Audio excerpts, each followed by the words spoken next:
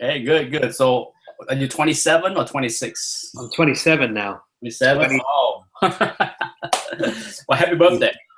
Thank you very much. Thank you. Thank you. Appreciate it. So, for your birthday, you went out for dinner and go see a movie. Well, yeah. Well, I went out on my birthday on the Friday, so we went out for a few drinks on Friday, and then Saturday we went for dinner and then watched the Avengers. Okay. Well, anyhow, before we start, here's the book. There you go. There we go. Now, did you have this in your collection or something? Yeah. This was my. I only had one copy, so I go because I thought, I saw it, I read it, and I thought, it'd be cool to pass it on to yourself because I know you enjoy kind of. Oh, well, thank you. Thank you. It came in the mail Friday. Oh, cool. And I didn't open it until yesterday. And there's a bunch of signatures in here. Yeah. You've got Brian Boland. Yeah, a little sketch. Yeah. Brian Boland, Batman's Joker smile there. Yeah. It's pretty cool. Even the publisher. Yeah. Right. Yeah. No, it's cool. Yeah. So I have not read through it yet. I just thumbed through it real quick, and I noticed that I like the way they have. I like how it break out like Marvel and DC in an independence. Yeah. Which I thought was neat because with the Over Street Guide, you just have everything lumped in together. Yeah. The thing is, I don't know if they're publishing them anymore because I haven't seen. You don't really hear about. I think it's PGP. Yeah, you don't really hear about these guys. Yeah. They must have gone bust or something or other. But no, it's cool. Yeah, not a big enough market. Yeah, it's true. Overstreet's got the monopoly. Yeah, but 1989 is a big year. It's the year I graduated from undergrad college. There you go. I knew that. Yeah, it's the birth of me entering the real workforce.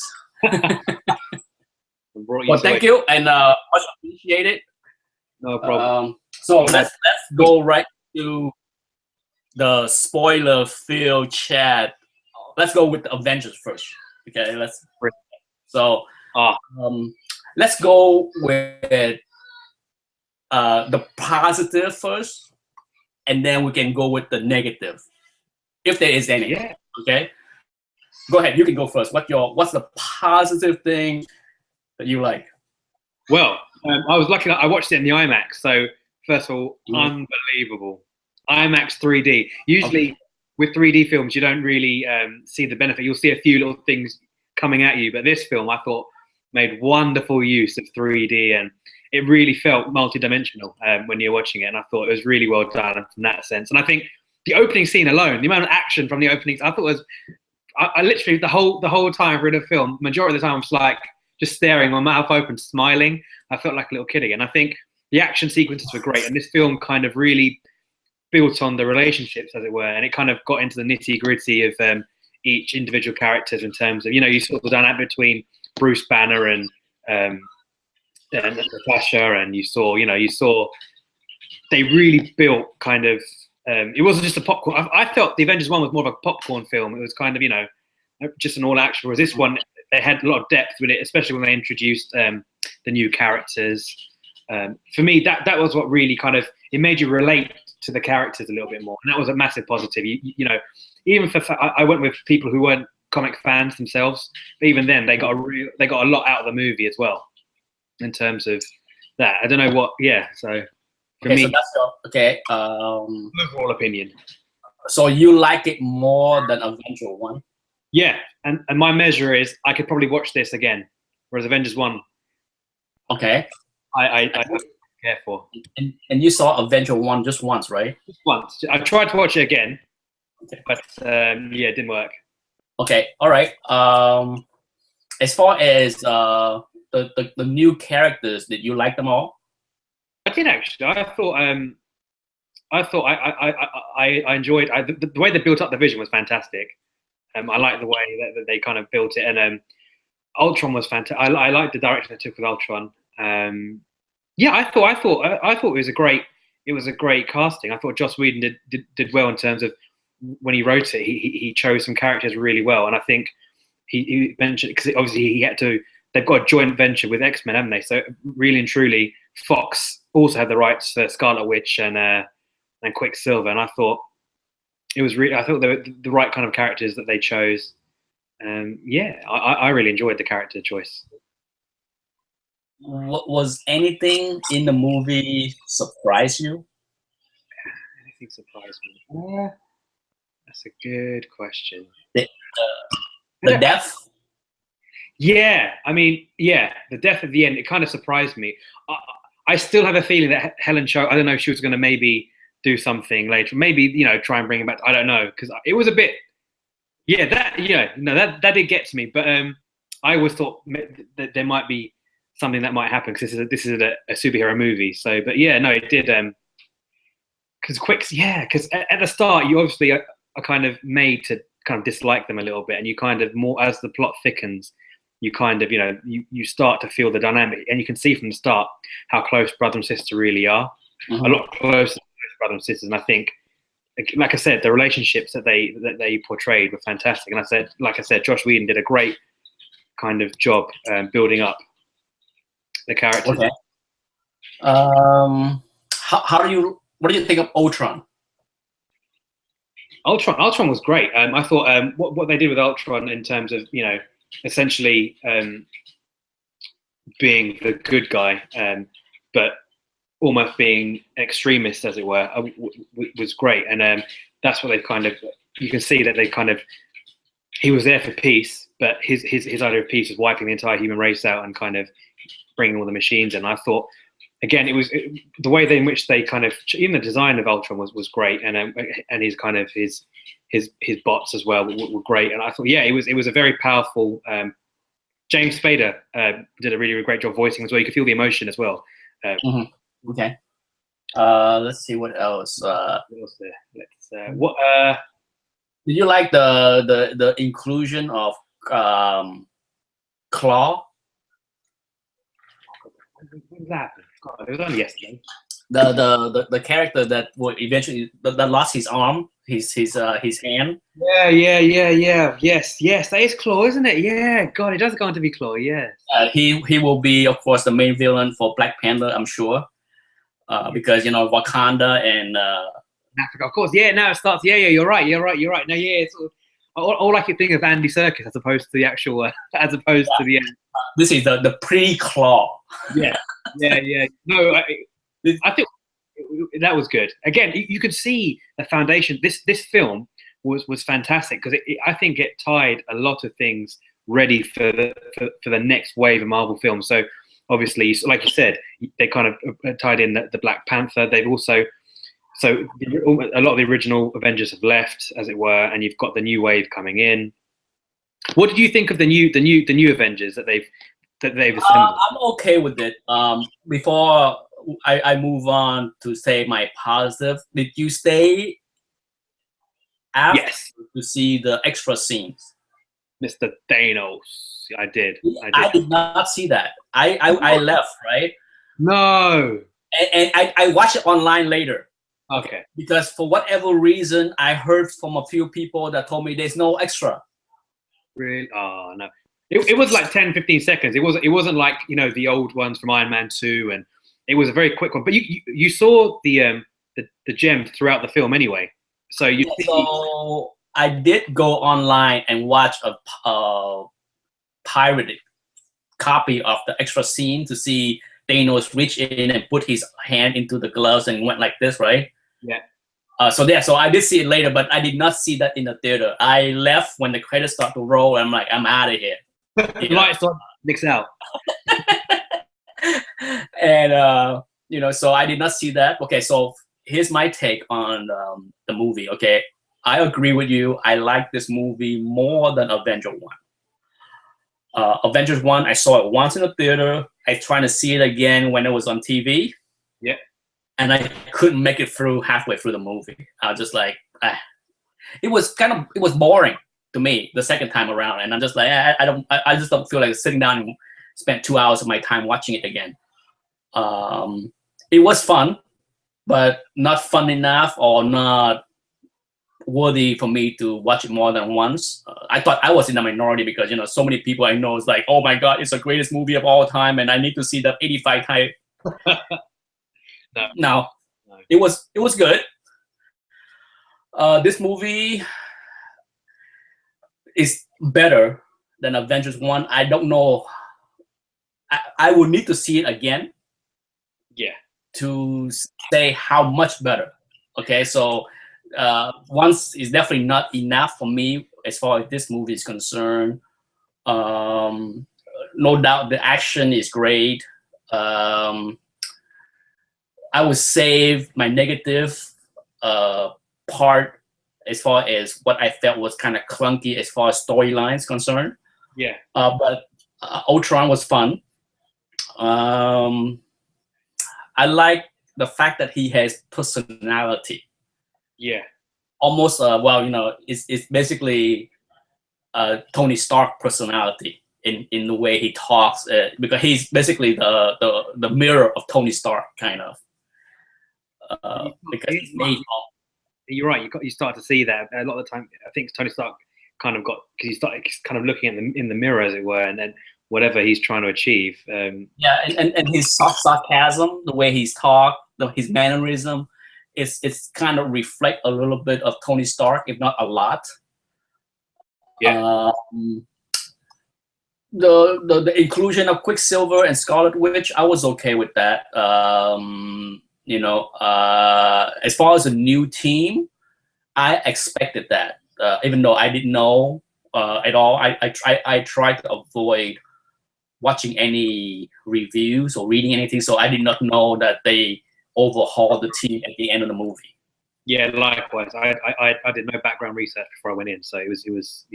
And I like that. I think some people may not like that. I know some of my friends don't like the Avengers that much because they change members all the time, even in comic books. Yeah.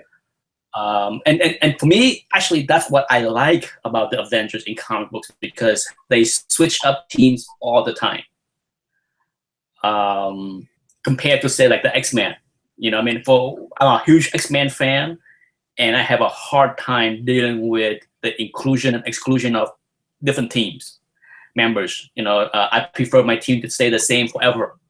Yeah. But when it comes down to the Avengers, I don't mind at all that they rotate in 3 new ones every few years. Yeah. Movie-wise, I'm okay with the switch. It will be interesting to see how the Vision is gonna fit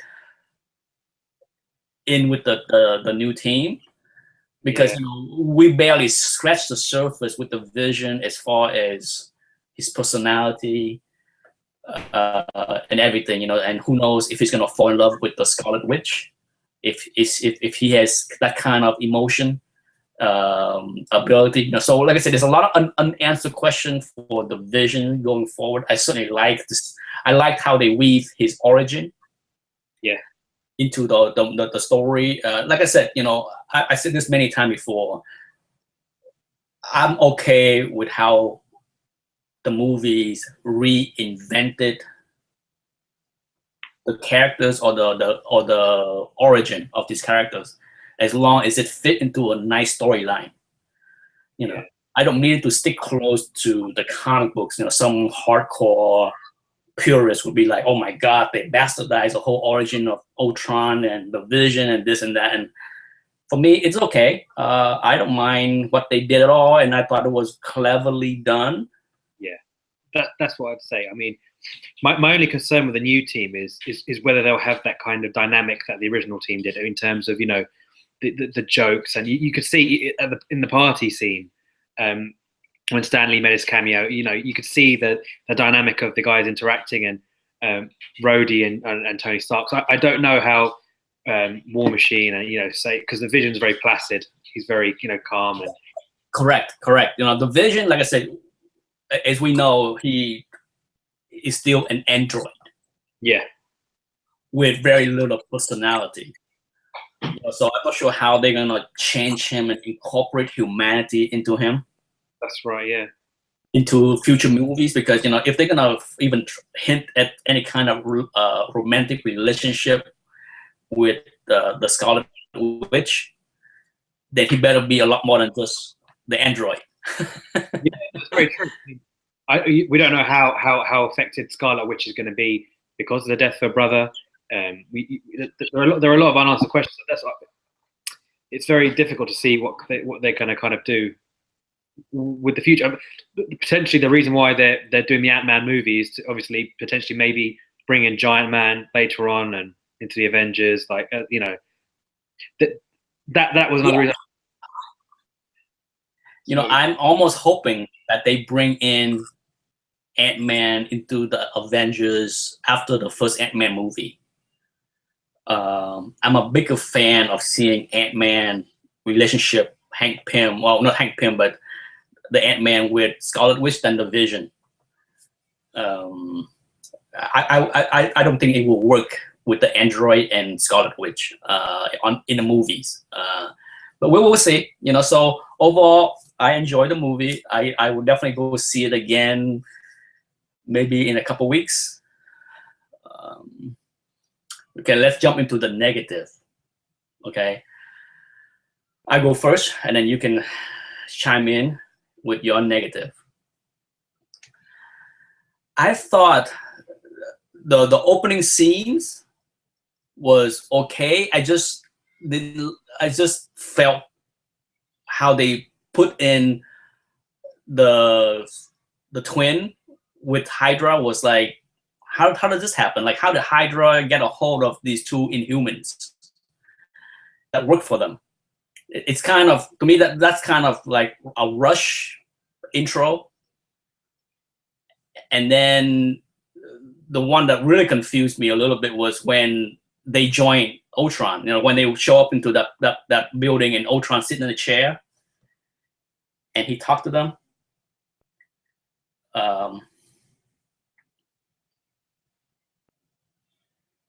I think I lost. Let me, for whatever reason, I think I lost. I might have to send another. Let's see.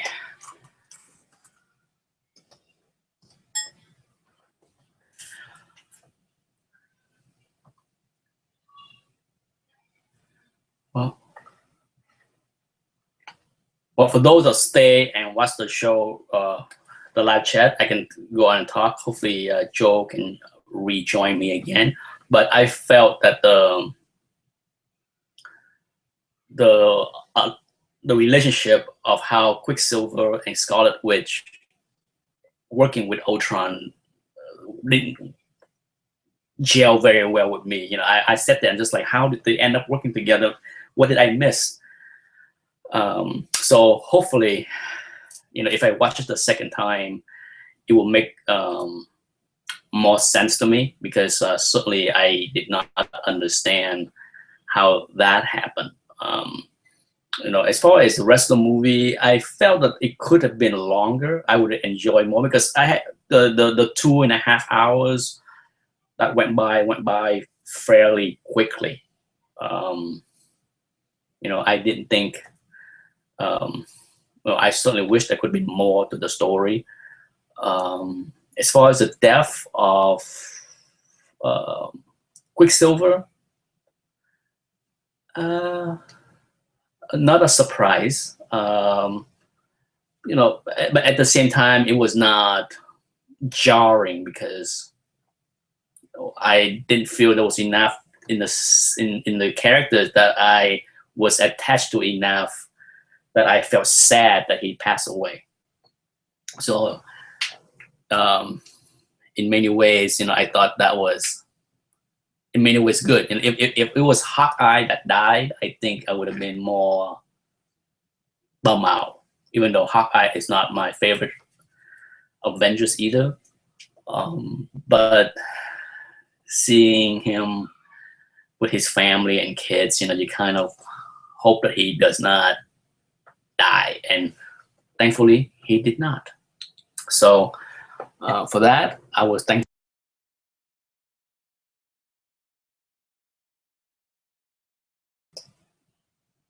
Did not kill off the character.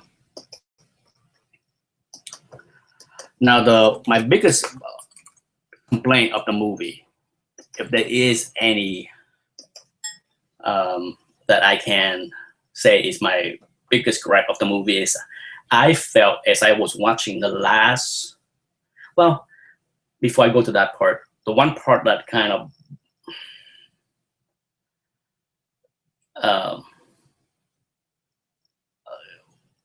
well, the one part I wish was done better was also, I wouldn't say done better, but the one part that felt silly to me was how fast Ultron was able to create his minions of army. It's just like, how, where, on top of building this massive structure beneath this city. Like I said, there's a whole lot of things that they just rushed through to get to that big finale, and I felt that, you know, in many ways, I wish it was done better. So I thought that part was very clunky as far as Ultron was created. When the creation of Ultron was fine. The existence and creation of hundreds, if not thousands, of his robots, kind of like how, where, when, and then of course the structure that they built beneath the city that lifted up. When do they have time to do that? So that's didn't gel very well with me. But perhaps my biggest complaint of the movie is that the last 30 minutes, I felt in many ways Marvel and Josh Whedon overdid it with the saving the people. You know, one of the biggest complaints that Man of Steel had was that there was so much destruction in the movie. So many people was dying. I have heard many people even complain Superman was supposed to save people. He saved nobody in the movie. Did you watch the part where Superman had to snap Zod's neck because he was gonna kill the family? Like I said, hate is gonna hate, okay? But when it comes down to this movie, I felt they overdo it. It's almost like, okay, Man of Steel, so much destruction, no one was shown safe. So guess what? We're gonna show every superhero saving people left and right at the same time fighting the robots. I mean, it was just at time I felt that it was overdone. So that's my biggest gripe of the whole movie was, you know, it just didn't make any sense. You know, to me, you know, not that I didn't mind seeing a few people being saved. At the same time, I wish it was not all the time. Every other scenes was a superhero saving a person. You know, it's almost too much. And the other thing that I didn't care for, I just got an email from Joe that he is knocked out of his internet. So I guess this chat is going to be by myself for now until Joe can rejoin me, but I will keep on talking. Let me shoot back an email to Joe.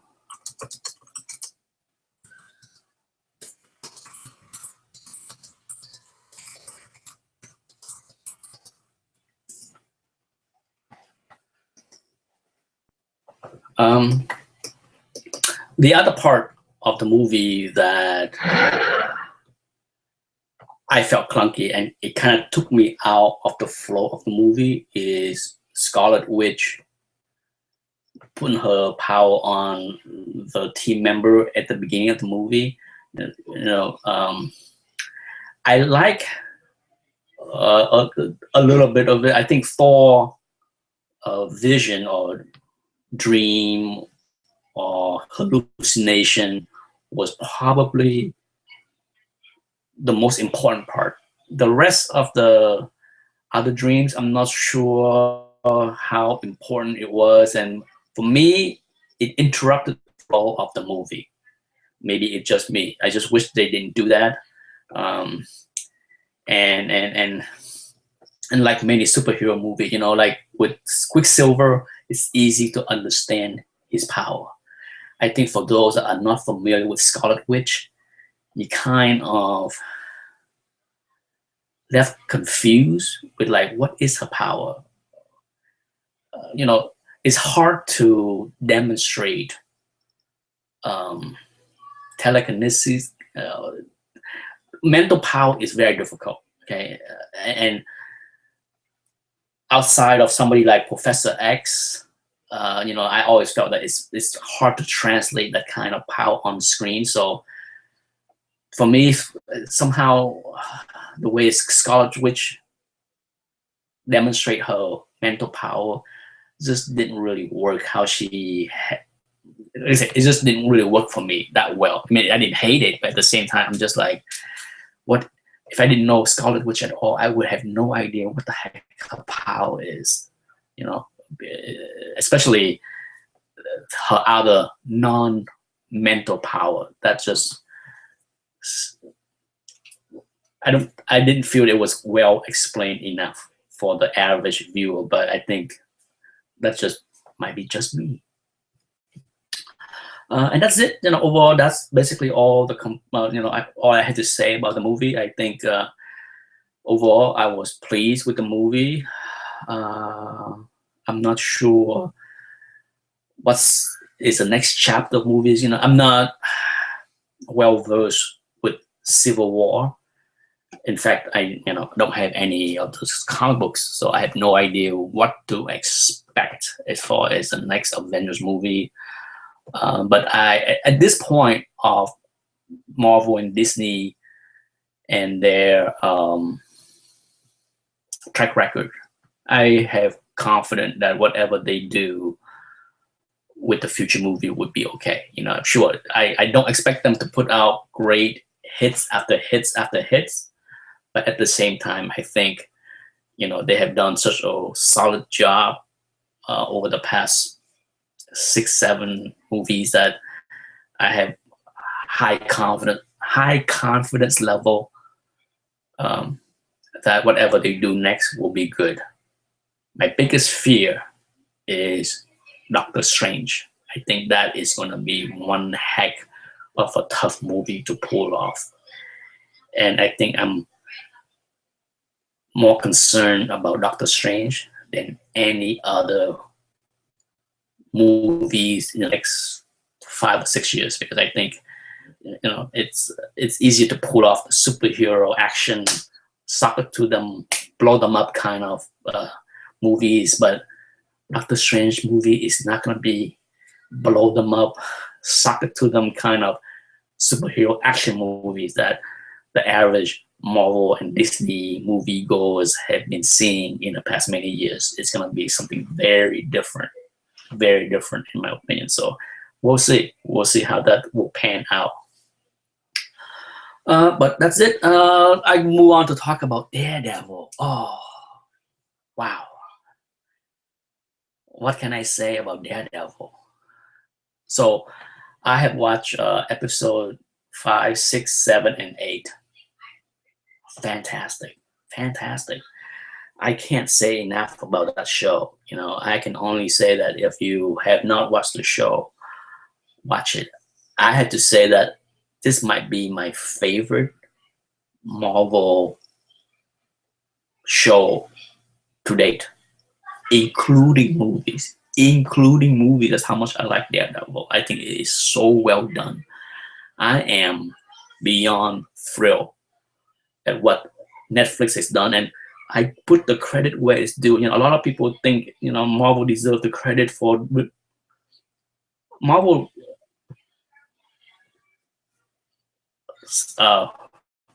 Released the right to Netflix to make this show, so the credit should be given to Netflix and its people to pull together the right director, the right actor, the right producer, everything. The writers, it's all on Netflix. Netflix is the one that spent the big bucks to make these shows. So sure, they work with Marvel to make sure that the storylines stay within the MCU, but at the same time, it's not as if Marvel give them a script and tell them who to hire and who So I don't think it's the credit should be given to Marvel whatsoever or Disney. The credit is on Netflix, and rightfully so. And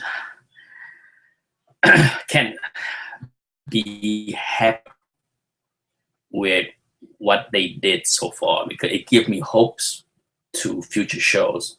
I'm not sure how the Defenders is going to be, but I think Iron Fist is going to be fantastic. Iron Fist is going to be tied into Daredevil for sure. And so I have a lot of good down the road. As far as episode 5, 6, 7, and 8, wow, you have the backstory to the Kingpin. Amazing. I love it. I thought that was so well done. There isn't much more to complain. Everything about Daredevil show is fantastic. And then Stick, that's my favorite. My favorite episode from 1 through 8 so far. I think the one with Stick and the young Matt Murdock is my favorite, because for personal reason, it kind of hit the right spot with me as far as the message in that show. I absolutely love Stick. I just love the way he talks, how he tells Matt, that, life's not fair. Suck it up. And play with the cards that you are dealt with. I mean, that's all those, everything that Stick said in that little scenes at the park as the two of them was eating the ice cream cone was spot on. I mean, I can see, for my own personal reasons, I can feel that in the show. I mean, it pulls me in, and I love it. I mean, I have watched that episode now 3 times because I love it so much. I have watched most of the episode once, some twice, but episode 7, I watched it 3 times in its entirety, and wow, it's a great show. And the Japanese Nobu, I think the whole the whole involvement of the Japanese, of course, is a prelude to the Hands. So and then of course we see a little glimpse of potentially the Gladiator. That got me excited. I like seeing that. I mean, I've been talking about Gladiator as a potential great character for the TV show for a while, and I had no idea, none whatsoever, that they cast and written this character into the show. So when I saw him making the costume, I'm like, wow, they're including the Gladiator. I'm sure in the future episode he will have more to say, but it's fantastic. I like what I see with the intro and of that character. And what else can I say? But it's such a well written show. The best in my opinion. I can't say how much more I like this kind of television. We are living in the golden age of superhero on the big screen and the small screen. This is It's, I would not say this is as good it is gonna be. Because if I say this is as good it is gonna be, that means that we are, it's no getting better, right? But I don't think that's the case. I think we are at the golden age where there's so much good content on both the big screen and the small screen. And if you're a comic book fan, you gotta love it. And even if you're not a comic book fan, I'm telling you, I would love to. I have not watched a lot of reviews of people that are not comic book fan. I would love to see. My wife have not watched the show. Okay, I've been hinting to her that when she has free time, she should sit down and watch the 13th episode. I mean, I'm up to episode 9, which I will do a chat later. But I already told her that she must watch this show. She knows nothing about Daredevil, the character, the comic books, but I told her she will enjoy it. I would love to hear her feedback as far as what she think of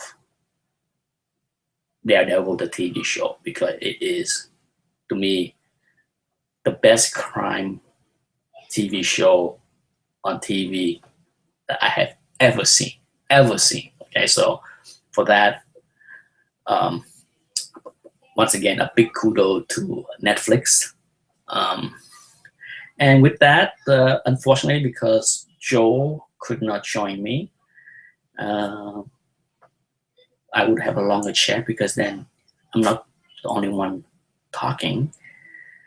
And Brooke could not join us today because Brooke is getting married. So a big congratulations to Brooke on his big, I believe this weekend is his wedding weekend. And then he's gone for a couple of weeks for a honeymoon. So big day, big weekend for Brooke, getting married to his longtime girlfriend. And I think they've been going out for 6-7 years. So that's why Brooke cannot be here. And I don't blame him. A big date for Brooke.